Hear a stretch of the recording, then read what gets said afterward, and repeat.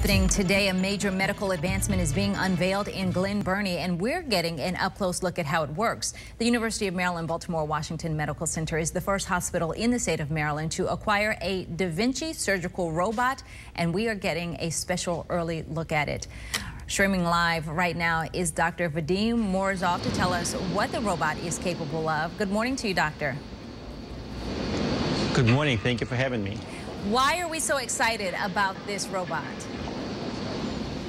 Well, we're very excited because this is a new model XI system, and we're the first hospital in the state that will actually buy this one.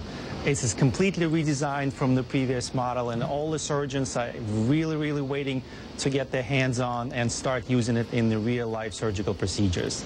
And so you were telling us earlier, this robot means that you can do some surgeries inside the body without having to just open up the body the way you would normally. That is correct. So before we would have to cut somebody open if you were doing pelvic surgery or abdominal surgery. This new system is redesigned in a way that you can put 2 or 3 or 4 8mm, so less than ½ incisions, and finish the surgery with the very precise manipulation within the abdomen and the pelvis, or the chest for that matter.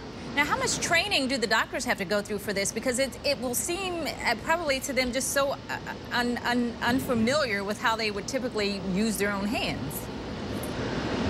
You are correct. So we have a specific pathways established, and the doctors needs to finish several online modules, followed by the live training in the laboratory on either cadavers or pigs, and then followed up by at least 4 to 5 proctored cases before they can start using this system independently.